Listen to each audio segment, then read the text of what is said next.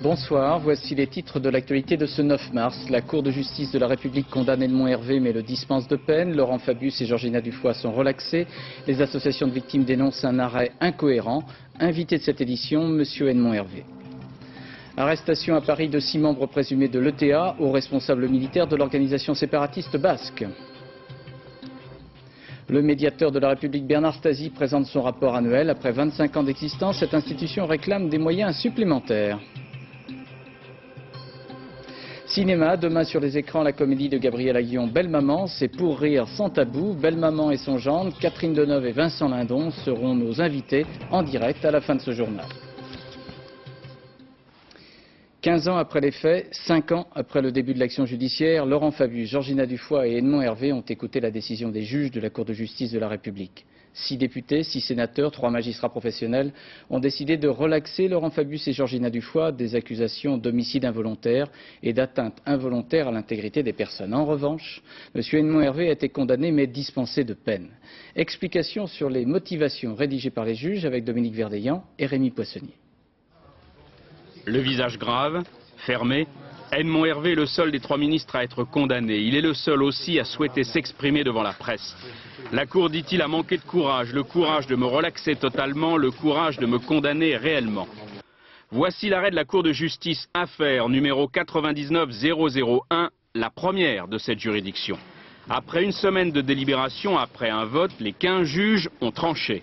Sur les faits reprochés à Edmond Hervé, les collectes de sang, aucun lien de causalité ne peut être relevé entre l'absence de sélection et la mort des victimes, écrivent les juges. En revanche, Edmond Hervé est condamné pour le non-rappel des stocks. Il aurait dû prendre des mesures afin d'imposer le dépistage obligatoire ou la destruction des produits sanguins. Condamné aussi pour le non-rappel des transfusés. Il aurait dû donner des instructions nécessaires pour rechercher ou rappeler les personnes transfusées potentiellement contaminées. Sur les 7 plaintes déposées contre l'ancien secrétaire d'État à la Santé, 2 ont été retenues. Edmond Hervé est donc déclaré coupable, mais par mesure exceptionnelle, dispensé de peine. Pour Georgina Dufoy, la Cour considère qu'aucun retard n'a été apporté dans la mise en place du dépistage, dans sa prise en charge par la Sécurité sociale, directement rattachée à Georgina Dufoy. Laurent Fabius, le dépistage, je cite, des dons du sang a été imposé et généralisé en France sans retard. L'action de Laurent Fabius a contribué à accélérer les processus décisionnels. En conséquence, Georgina Dufoy et Laurent Fabius sont relaxés. La vérité est enfin reconnue, précise dans un communiqué l'ancien Premier ministre, qui se déclare déterminé à se tourner à nouveau vers le travail de fond et vers l'avenir. Les réactions des associations des victimes ont été vives. Pour les familles des personnes décédées à la suite de contamination, c'est un déni de justice. Compte rendu Thierry Curtet et Patrick Desmully. C'est pour, entre autres, la contamination de Sylvie Rouy qu'Edmond Hervé est condamné. Mais lorsque les micros se tendent, elle manifeste sa douleur. Non, c'est pas du tout une victoire, c'est même pas une petite satisfaction. Parce que, pour moi, Hervé, c'est sûr, est coupable de ma contamination, mais il n'était pas le seul. Et ce que je me suis rendu compte, c'est que les politiques, c'est comme les gangsters. Si on les prend pas la main dans le sac, eh ben, on n'arrive jamais à les coincer. Et ça, c'est encore la preuve que c'est bien vrai. Cette course est vraiment une honte pour la justice française. Et ce procès, ça a été un déni de justice et je suis vraiment déçue et meurtrie. Réduites au silence pendant les audiences, les victimes ont le sentiment que ce procès ne fut pas équitable. Et le jugement les renforce dans cette impression. Vous le savez, ces audiences ont été parfaitement décousues et qu'il plane un doute inévitable sur ce procès. Il n'a pas été fait dans les règles de la confrontation des témoins. Les témoins n'ont pas été contredits, les témoins ont été choisis, il n'y a pas eu d'accusation. Le président a lu le jugement dans un silence pesant, oppressant. Mais ces derniers mots furent accueillis par les quelques victimes présentes au cri de « honte aux parlementaires, vous nous donnez la nausée ». Savez-nous faire aujourd'hui, après responsable mais pas coupable, mais coupable et pas condamnable, ben je trouve que c'est encore grave. Qu'est-ce que vous souhaitez maintenant? Qu'est-ce que vous pouvez faire? Bien, nous, on a redéposé une plainte en civil contre les 3 ministres. Donc on s'expliquera là vraiment avec des débats contradictoires. Les ministres n'ont pas réagi face aux victimes, mais les avocats des deux relaxés se sont dit solidaires du condamné. Je pense que ce procès a une vertu, c'est d'avoir effectivement une vertu éducative. Pour le reste, je regrette, et elle regrette aussi, que M. Edmond Hervé ait dû néanmoins être condamné, même s'il s'agit d'une condamnation de principe.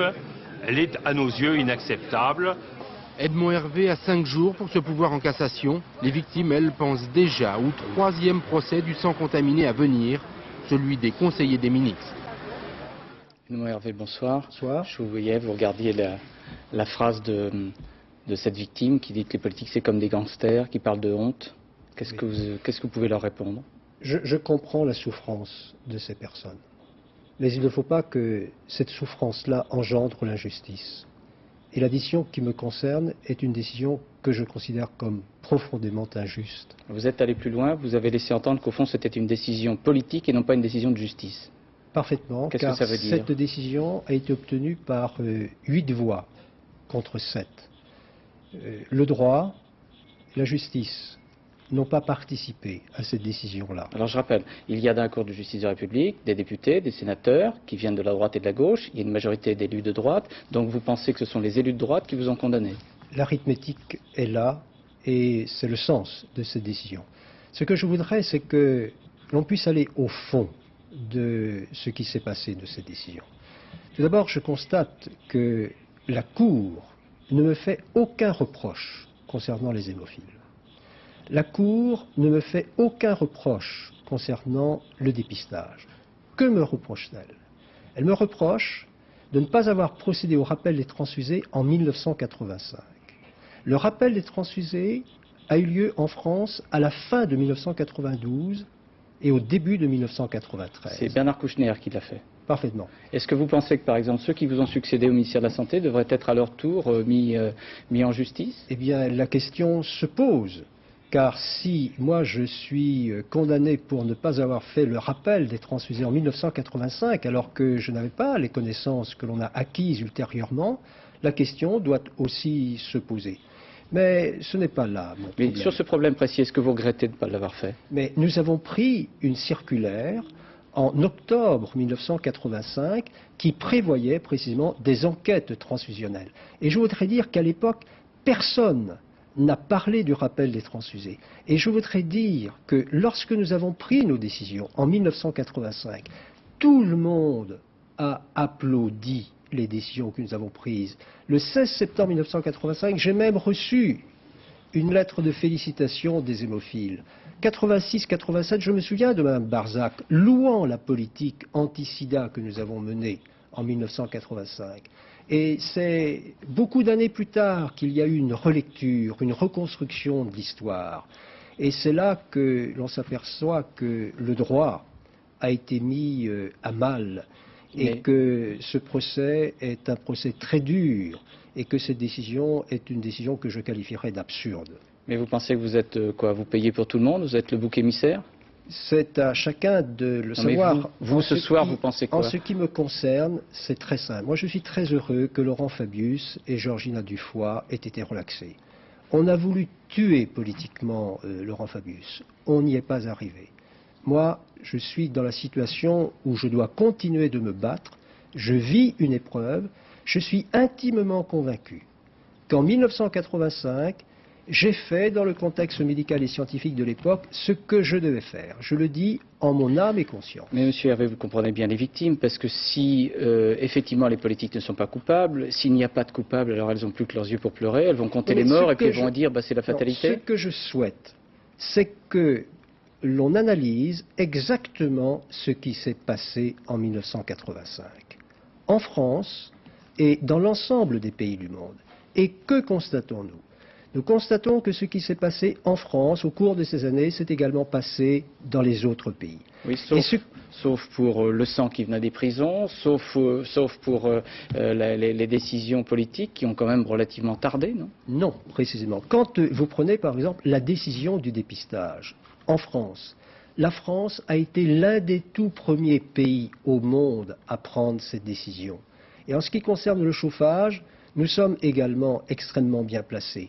Alors, il est vrai que nous avons eu affaire en 83, 84, 85 à certaines pratiques chirurgicales, par exemple, qui utilisaient de manière très importante la transfusion. C'est une particularité que l'on n'a pas rencontrée ailleurs. Monsieur Hervé, on ne va pas refaire le procès, mais est-ce que ce soir vous avez des regrets? Vous vous dites j'aurais peut-être dû agir autrement, mon cabinet n'a peut-être pas aussi bien fonctionné que ça, j'aurais dû être plus vigilant à l'égard de certains de mes collaborateurs? Lorsque je regarde ce passé, lorsque je regarde ce contexte dont je vous ai parlé, nous avons pris à l'époque les bonnes décisions. Et personne, ni l'ordre des médecins, ni l'Académie de médecine, ni les associations d'hémophiles n'ont contesté les décisions que nous avons prises. Au mois d'août 1985, j'ai fait une conférence de presse pour expliquer aux uns et aux autres nos décisions. Le professeur Montagnier, le professeur Rosenbaum étaient là.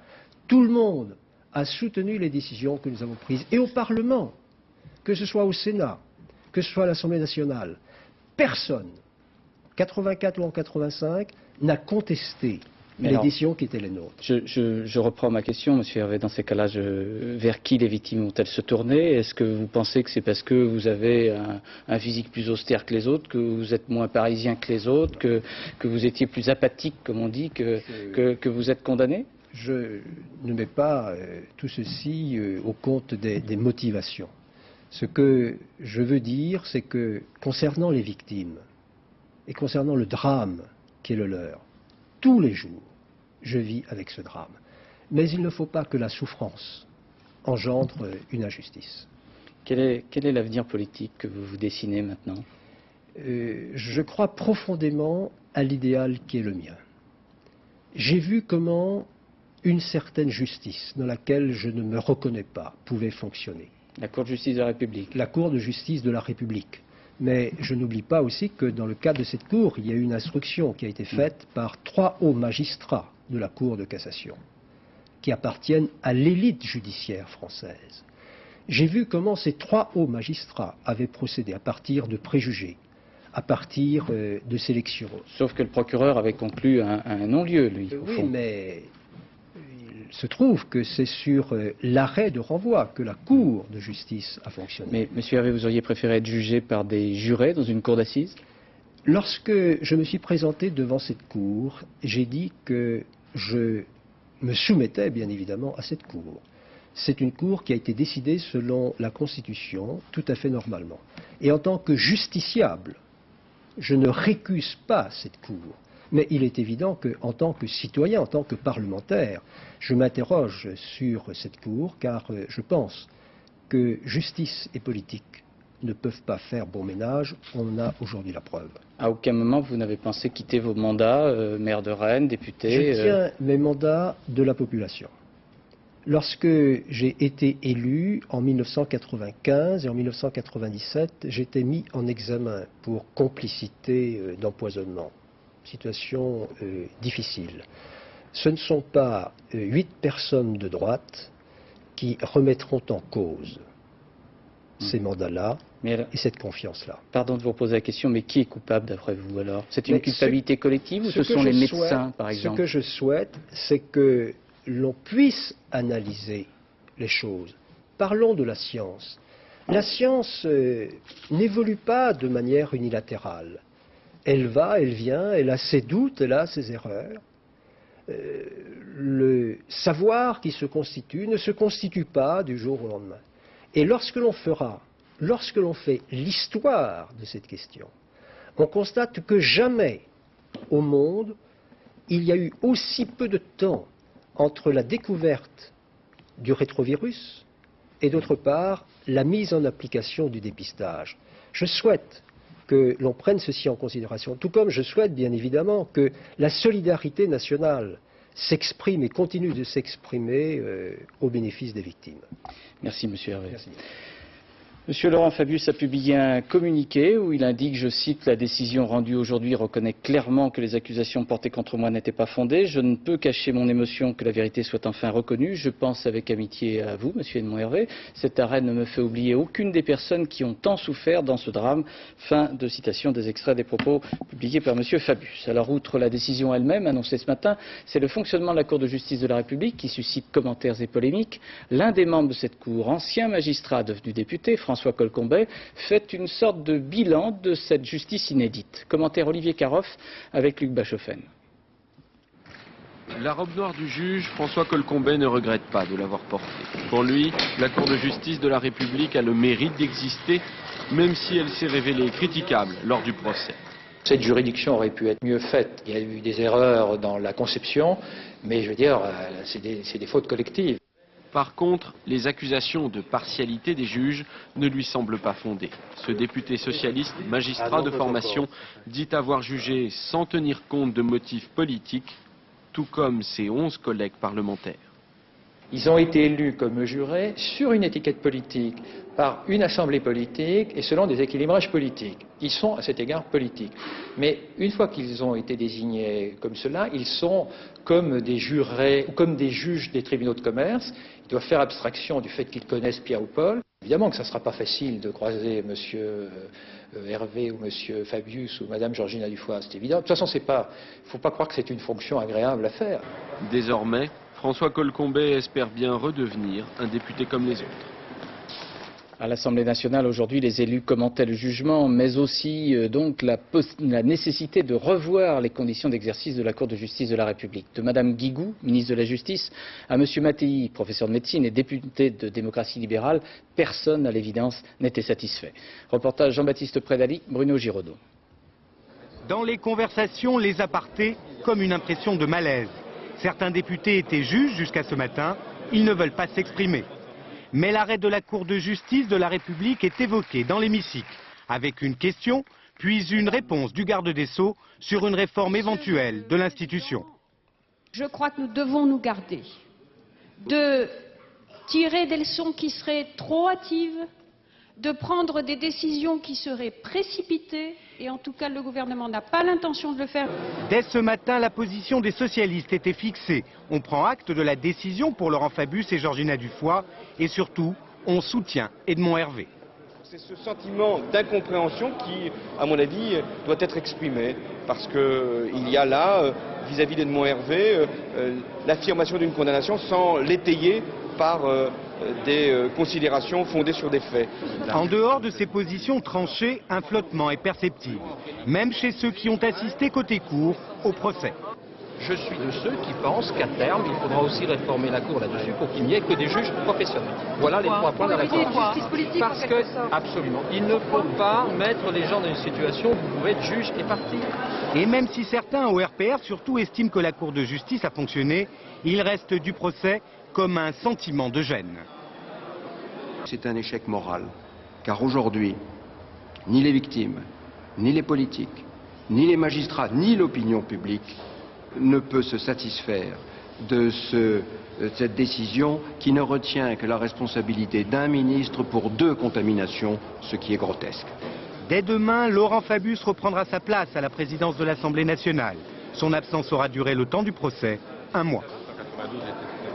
L'ancien directeur général de la Santé, M. Roux, déjà condamné lors d'un premier procès où l'on jugeait notamment M. Garetta, doit également faire partie des accusés de la 3e procédure actuellement en cours. Elle concerne le personnel médical, procédure qui devrait aboutir aux assises. M. Jacques Roux, qui fut donc directeur général de la Santé sous le ministre Edmond Hervé, parle d'un procès médiatique. Après ce procès, qui n'est pas allé au fond des choses, qui a été fait un petit peu pour la galerie, et il fallait marquer une condamnation. Je ne vois pas pourquoi M. Hervé plutôt que les autres, parce que j'ai toujours dit que c'était une responsabilité de politique financière qui pesait sur les ministres, et pas autre chose. De culpabilité, je ne me prononce pas, je ne suis pas juriste. Mais la culpabilité financière, M. Hervé n'avait aucune responsabilité financière. Par conséquent, je ne vois pas pourquoi c'est sur lui que tombe la condamnation. On va vers 2 justices. La justice politique, la justice pour les politiques, et la justice pour les autres. et on va de nouveau faire un procès de la justice pour les autres, ce qu'on a déjà fait, alors que la justice politique, au fond, ne se prononce pas bien clairement sur la responsabilité des ministres. Alors Dominique Verdeillan, dans ce procès, c'est un bilan, bon, il est provisoire, il y aura d'autres procédures, mais globalement c'est un bilan négatif. Oui, vous voyez, un état d'âme d'un juge parlementaire, la colère des victimes, l'indignation d'un prévenu condamné, la satisfaction tempérée de 2 ministres relaxés. Tout le monde le pressentait, à commencer par les magistrats. Ce jugement ne contente personne. On ne répétera jamais assez que l'on a assisté à un procès sans accusation, sans contradiction. L'arrêt s'appuie sur les audiences, mais pas forcément sur le dossier. Avant que le jugement ne soit rendu, de nombreux observateurs s'accordaient à dire que cette juridiction d'exception était mornée. D'où un goût d'inachevé, une justice où personne ne se reconnaît, pas même les politiques qui ont pourtant instauré cette cour, et surtout pas les victimes qui ont longtemps cru que la justice leur permettrait de réaliser leur travail de deuil. Alors nous disions tout à l'heure, M. Edmond Hervé est condamné mais dispensé de peine. Alors là on a un petit peu du mal à comprendre. Oui, après la célèbre formule « responsable mais pas coupable », voici maintenant « coupable mais pas condamnable ». Alors la dispense de peine est une disposition prévue par la loi, mais très rarement appliquée dans les tribunaux. La surprise de ce jugement et ce qui a provoqué la colère des victimes, c'est la motivation. La Cour de justice considère qu'Edmond Hervé a déjà payé, qu'il a été condamné par l'opinion publique et les médias bien avant que s'ouvre son procès. La justice, si vous voulez, a donc créé un nouvel axiome juridique qu'on pourrait intituler « Tout prévenu victime de l'absence de présomption d'innocence aura purgé sa peine avant d'avoir été condamné ». Alors un argument de défense qui va désormais être brandi par de nombreux accusés, qu'ils soient politiques ou pas. Enfin, ce principe de non-respect de la présomption d'innocence prévaut aussi pour Georgina Dufoy et Laurent Fabius. Eux devront donc se contenter d'une relaxe pure et simple. Merci Dominique. Coopération policière franco-espagnole pour l'arrestation ce matin à Paris de 6 membres présumés de l'organisation séparatiste basque ETA. Selon les spécialistes antiterroristes qui ont été félicités par le président Chirac et le Premier ministre espagnol, M. José María Aznar, de passage à Paris, il s'agit d'interpellations très importantes. Reportage Joël Bruyandet, Patrick Fandiot et Olivier Robert.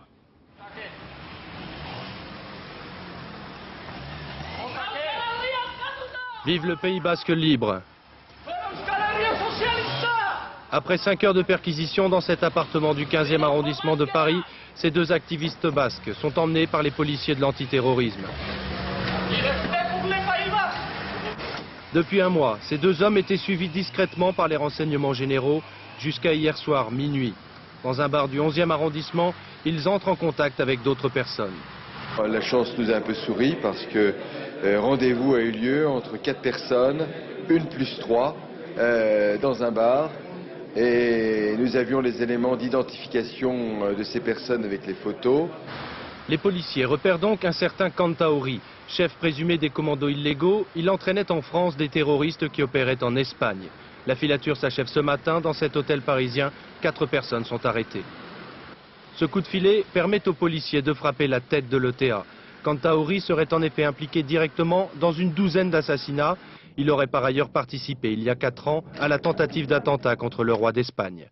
Enfin, Kantaouri était le responsable de l'appareil militaire de l'ETA au moment de l'assassinat en 97 d'un jeune élu espagnol, Miguel Ángel Blanco. Hasard du calendrier, le Premier ministre espagnol était aujourd'hui en visite à Paris. José María Aznar a salué la coopération franco-espagnole qui a permis d'arrêter 6 terroristes basques opposés à toute négociation avec le gouvernement espagnol.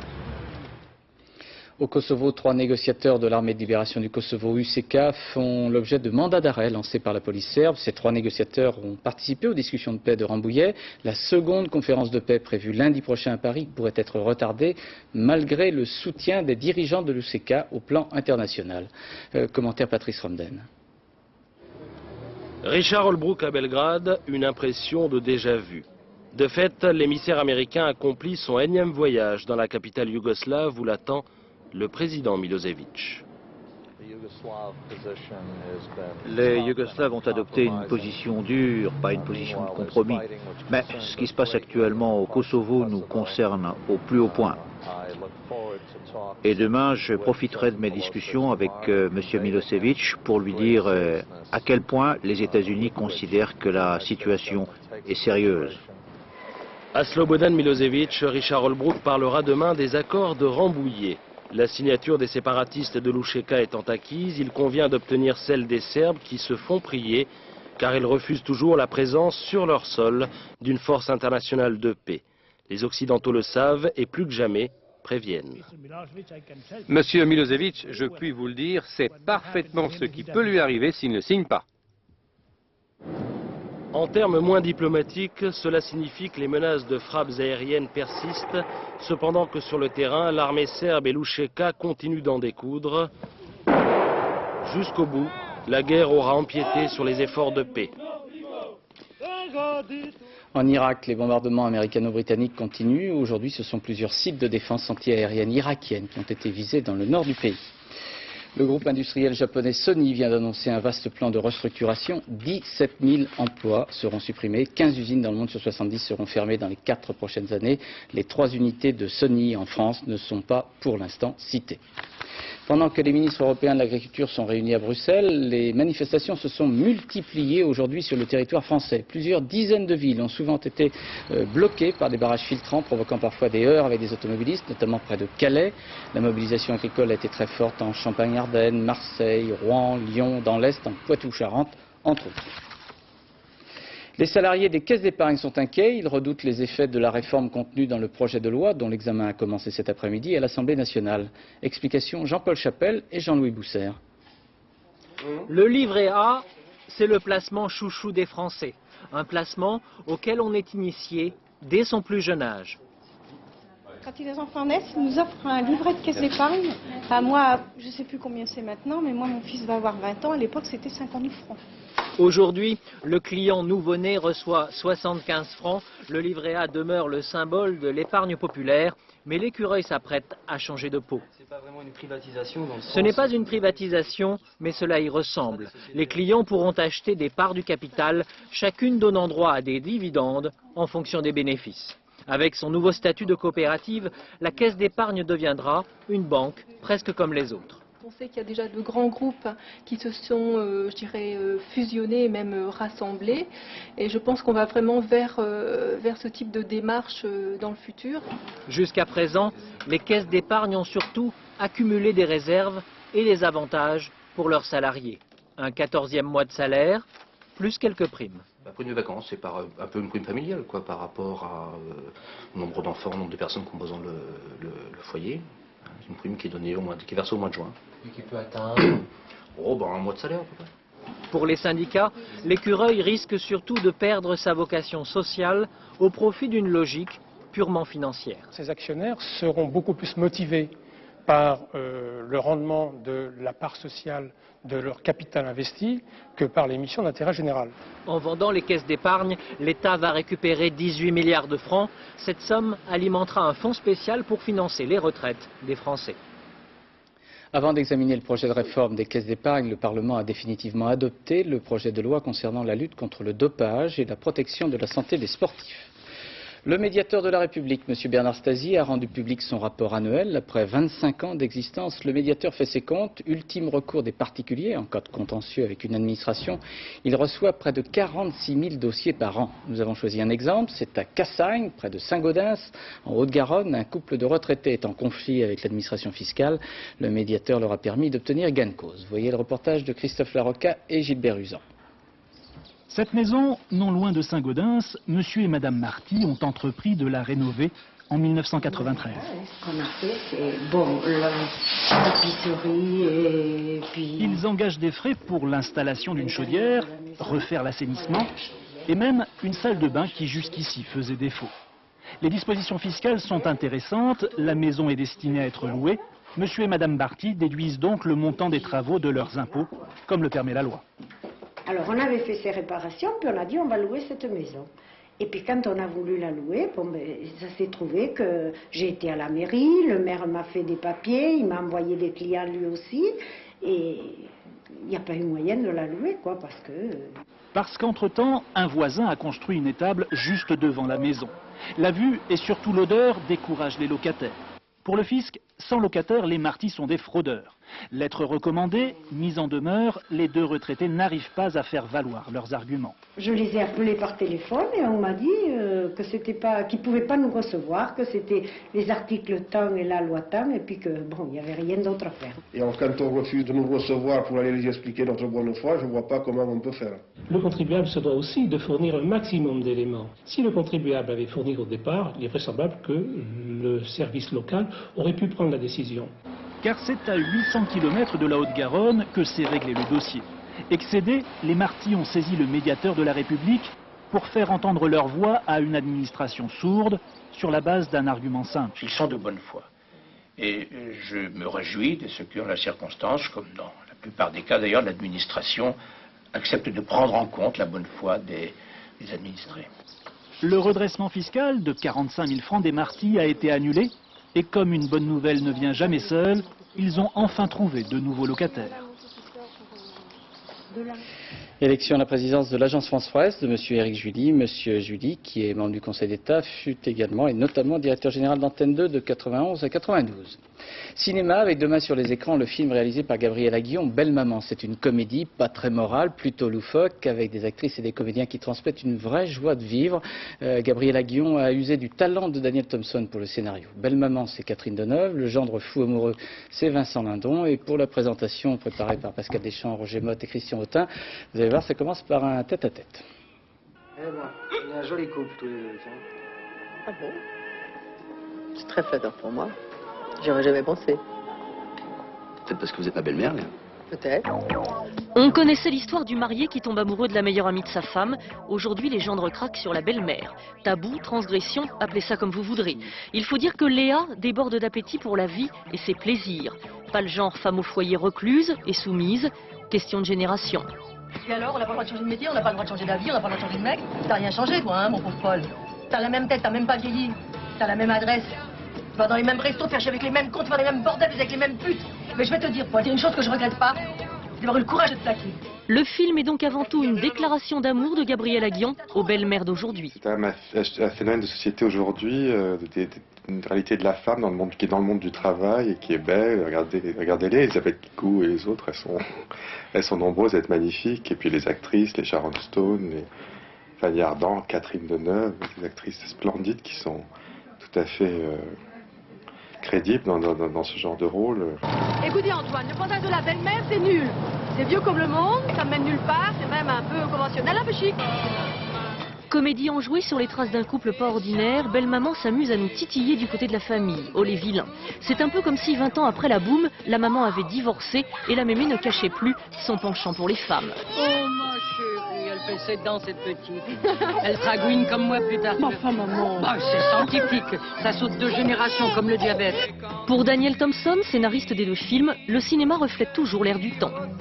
On apprend une technique et puis le monde évolue, le monde change tellement. Il y a des sujets qui naissent tous les matins dans les journaux. Les sentiments, la capacité ou l'incapacité de s'aimer, de comment on vit, de ce qui se passe dans les familles. Ça, ce sont des choses qui sont extraordinairement fluctuantes. Fuck les tabous, fuck la famille, fuck tout. Je vous vois venir, Vincent Lindon a de la chance, votre belle-mère ne ressemble pas forcément à Léa. Que voulez-vous, avec sa fantaisie et sa liberté de ton, ce cinéma-là est aussi là pour vous faire rire beaucoup et rêver un peu. Catherine Deneuve, bonsoir. Vincent Lindon, bonsoir.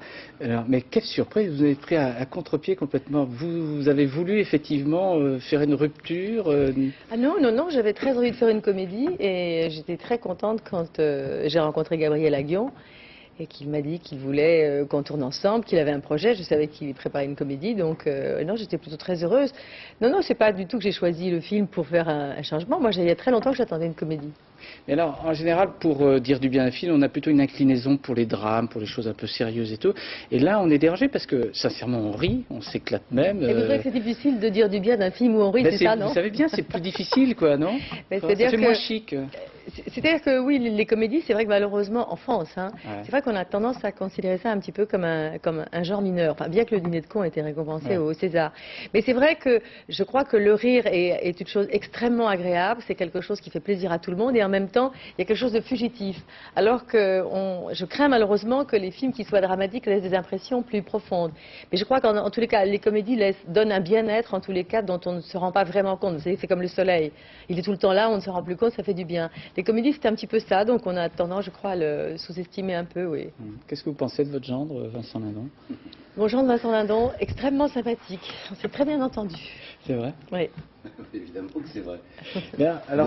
Non, vraiment c'est vrai. Oui, mais je sais que ça fait toujours très banal de dire à la télévision que tout le monde était gentil, que ça s'est passé bien, que le metteur en scène a beaucoup de talent et que l'actrice avec qui on a tourné était vraiment extrêmement sympathique et que ça s'est bien passé. Mais c'est vrai, je ne peux pas dire le contraire juste pour faire original. Ouais. Vous avez essayé de caler votre rôle comment gendre idéal, effectivement, vous avez voulu faire une sorte d'adolescent un peu attardé. Vous avez joué quoi J'ai rien calé du tout. Mais comme dans la vie, vous savez, c'est un faux adulte. C'est un faux adulte. Ah bon. C'est pas mal comme définition, ça. Je suis Vous un faux acceptez bien adulte. cette définition-là. Mais je trouve que c'est assez joli, un faux adulte. Il y a le terme d'enfance qui revient, et puis un adulte, parce que je vais avoir 40 ans quand même, il faut qu'on se le dise. Tout de même. Ah, tout de même. Ah oui, oui. Ah, bah oui. Il n'y a pas d'obligation, hein. Non, mais c'est franchement. pas évident. Cela dit, vous avez une image, comme on dit, très stricte, mais vous n'avez pas beaucoup de sens de la morale dans ce film-là, quand même. Vous êtes un personnage dans la totalement vie, moral. j'ai un sens de la morale assez particulière. C'est-à-dire que j'ai ma morale, mais je ne suis pas sûre que ce soit la morale de la société, toujours, ça sûrement, oui. Oui, parce que là, il y a vraiment des tabous qui sont transgressés. Il y a vraiment faire un clin Oui, d'œil mais à Lynn comme le Renaud. dit très bien Lynn Renaud, hein, l'amour c'est sans foi ni loi, c'est un peu vrai quand même. La lesbienne qui passe son temps à fumer des cigares et à raconter des Oui, histoires mais de c'est une lesbienne cul, amoureuse, c'est hein, étonnant. c'est une femme amoureuse. Ah oui, elle est beaucoup. très amoureuse de sa compagne, elle va avoir une grande difficulté quand même à supporter, justement parce qu'elle a des problèmes de santé et qu'il y a quand même une histoire assez dramatique dans le film. Et on voit bien qu'elle est amoureuse de cette femme, c'est pas une... Et moi aussi d'ailleurs je tombe amoureuse de mon genre, c'est pas une aventure comme ça non plus, il y a une histoire d'amour, c'est une histoire, une comédie romanesque, À romantique. Lyon, il avait fait Pédale douce, et là, à nouveau, il montre au fond que la société bouge, évolue, que ce film-là, il n'aurait pas été possible il y a 10 ans. C'est-à-dire qu'il n'aurait pas été possible comme ça, je pense. Je pense que si Gabriel avait eu envie de le faire et qu'il avait écrit ce film avec Daniel Thompson, je pense qu'il aurait été tourné différemment, peut-être, je ne sais pas, peut-être un film, disons, moins grand public, il aurait fait peut-être un film différent. Mais c'est vrai que beaucoup de choses ont changé, que ça change très très vite, et que je trouve le film, oui, je trouve qu'il est gonflé, le film. Est-ce que vous retenez une leçon du film? C'est vrai qu'il faut succomber plus au désir qu'à la raison, par exemple? Non, moi, sans être pompeux, hein. Non, je tire aucune moralité du film. Non, je trouve juste que Gabriel Ayon n'a rien inventé comme relation qui n'existe pas. Ce qui est intéressant, c'est qu'il y a un panel de tout ce qui est possible et imaginable sur cette terre. C'est-à-dire un homme et une femme, donc Mathilde Seigné et moi-même, une belle-mère et son gendre, deux femmes ensemble, un homme qui vit avec une femme depuis 20 ans et qui tout d'un coup annonce à sa femme qu'il est amoureux d'un homme, deux hommes ensemble. Ouais. Ça, c'est banal, quoi. C'est pas que c'est banal, mais ça existe. Et c'est assez amusant de le dire dans une comédie. Oui, dans une comédie, on peut se permettre de rassembler tout ça, alors que dans la vie, c'est vrai que c'est un petit peu plus éparpillé, c'est un petit peu plus par... Il n'y a pas tout ça... Oui, c'est socialement pas très correct. Oui. Ça vous plaît bien, ça, d'être incorrect comme ça devant tout le monde? Moi, j'aime pas trop la provocation, franchement. Donc, c'était pas du tout le désir de faire un film là-dessus particulièrement. Non, la provocation, c'est pas. Mais c'est vrai que s'il y a des choses à dire et qu'il y a des moments où on me dit des choses, et si j'estime que c'est, il y a des moments qui me semblent justes, disons, pour faire les choses ou dire les choses. Mais en tous les cas, c'est pas par goût de la provocation, c'est pas ma nature, non. Quelle énergie vous déployez me fait penser aux sauvages, par exemple. Ça, c'est vrai. Alors ça, vraiment, vous été épuisé le soir, non? Oui, absolument.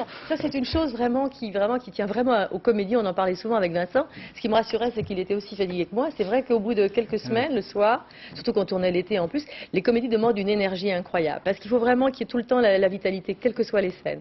Et ça, c'est une chose, c'est vrai que sur des journées de tournage quand même normales, c'est vrai que la vitalité, c'est difficile de la garder 10 heures. Il faut parler très vite. Il faut parler vite et puis il faut avoir le tonus dans tout, dans les mouvements, dans les Il y avait un texte très strict où vous avez beaucoup inventé, parce que je suppose que Lynn Renaud, elle a dû beaucoup inventer, elle, quand même. Mais est-ce que vous-même, vous avez... Lynn, elle proposait, je pense, les histoires à Gabriel Aguillon en ce qui concerne les histoires. Elle disait, tu connais l'histoire d'eux, mais sinon le scénario était très, très écrit. Oui, sinon c'est impossible, sinon. Si c'est pas, on n'a pas le temps dans une comédie quand il y a en plus un numéro de danse comme il se passe dans La Scène des Toilettes, ou quand il faut aller très vite, parce qu'il faut vraiment qu'il y ait un rythme fou. on n'a pas le temps d'improviser. Le cerveau ne va pas assez vite pour trouver le bon mot, la bonne phrase au bon moment. Donc après, une fois que tout est... C'est comme un ballet, c'est très musical une comédie. Oui, c'est comme une partition. Ouais. C'est très comme un chef d'orchestre, Gabriel Aguillon, hop, Lynn Renaud, puis paf, Daniel Lebrun part, puis hop, Catherine arrive. Le rythme, c'est très important. Oui, non, puis le rythme, c'est très important dans une comédie. Ça, c'est vrai que si... puis on le sait tout de suite, hein, malheureusement, si ça va pas, on le sent, il y a quelque chose qui est... Comme chanter faux, c'est... Je suis désolé parce que le journal s'arrête. Je resterai bien un long moment avec vous. Allez, hein. continuons. On continue comme ça. Allez, jusqu'à 10h. Je vais juste dire que Marseille a fait match nul à Sochaux. Oui, mais justement, on aurait pu parler de cinéma, alors. Et puis, j'ai donné les détitrages. Merci beaucoup et puis bonne chance à cette comédie qui nous a fait beaucoup rire. Merci d'être venu. Merci beaucoup. Voilà pour le rappel des titres de cette édition. Cour de justice de la République, dans l'affaire du sang contaminé, Laurent Fabius, Georgina Dufoy ont été relaxés. Edmond Hervé a été condamné mais dispensé de peine. Edmond Hervé dénonce le manque de courage des juges et a une décision politique. Les associations de victimes parlent de déni de justice, débat autour de l'avenir de la Cour de justice de la République à l'Assemblée nationale. Et puis ETA, arrestation de 6 responsables présumés de l'organisation séparatiste basque. Dans quelques instants, la météo avec Nathalie Riouet, puis à 20h55, un film, Piège de cristal, à 23h20, Place de la République, suivi à 1h du matin du journal présenté par Laurence Ostolaza, puis du Cercle de Philippe Lefebvre. Demain, vous retrouverez Carole Gessler et Rachid Arab, mais demain, vous ne retrouverez pas Catherine Deneuve et Vincent Lindon. Alors à demain 20h, bonsoir, merci. D'accord, revenez au cinéma.